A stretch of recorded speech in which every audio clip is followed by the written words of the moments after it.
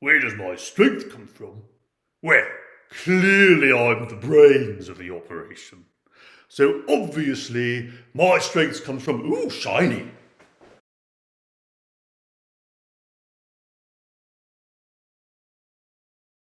Hey everyone, today we are talking about Critical Role's and Legend of Vox Machina's Grog Strongjaw.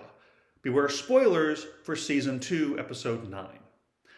Now, you may have noticed that in this episode, Grog seems to be a little more intelligent than normal.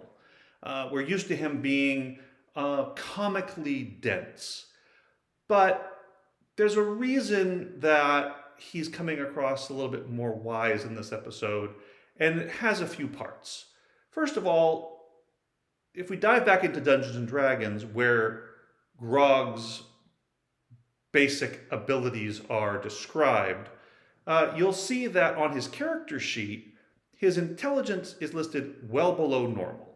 Now, the range of ability scores is from 1 to 30, with normal max for players at 20, unless elevated through magical means, but 10 being about average.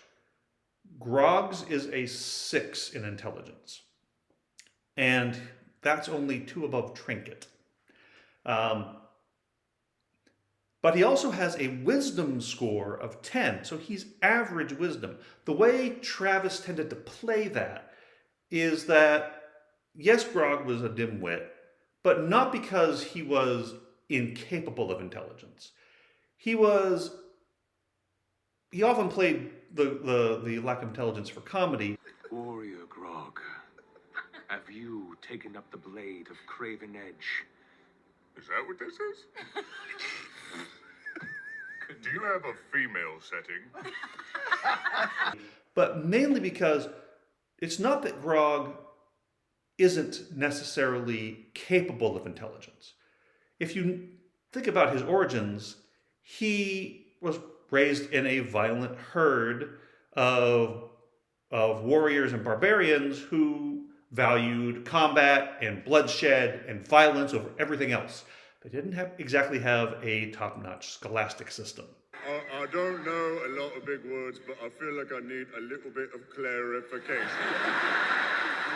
So Grog is essentially uneducated.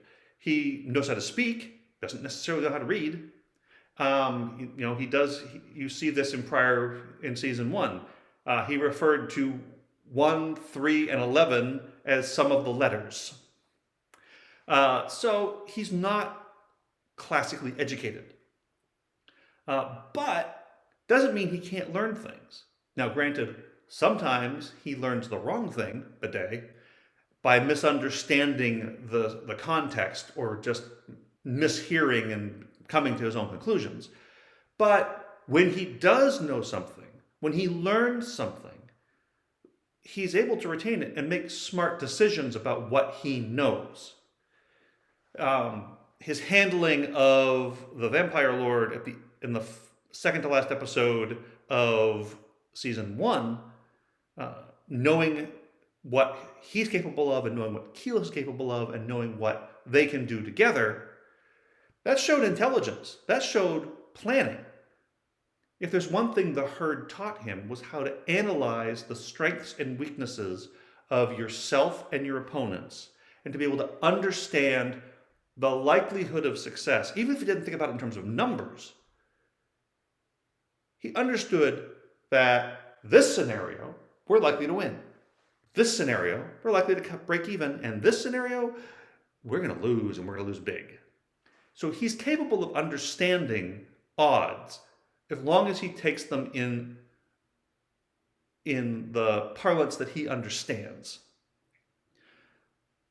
And that's something that Travis frequently used in the campaign. Sometimes to comedic effect, sometimes to serious effect.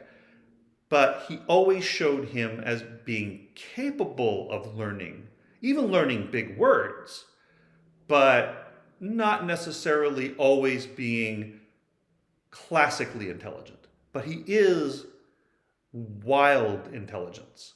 He does have wild intelligence. So he is able to, in this episode, apply what he knows. the strengths of the herd, the strengths of Kevdak, and the strength of his friends at this moment, and his own strengths at this moment, and come to the conclusion that there's no way we can be of any help to anybody right now. The best thing we can do is get out of here and get help. But then he has a moment of discovery in the story, and he's able to apply that. And he doesn't reason about odds, he reasons about choice. This is a man who is smart in his own way. And that way is more feral than we're used to referring to intelligence. But it's still there. And while he may not be a wise sage with a wisdom of 10 and an intelligence of 6, he knows enough about survival and combat to be able to make smart judgments. Also ale.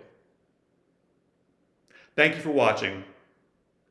Have a wonderful rest of your day, and I'll see you next time. Oh my God. Do you have a name? Like, do I call upon you? Can I call you Bacon?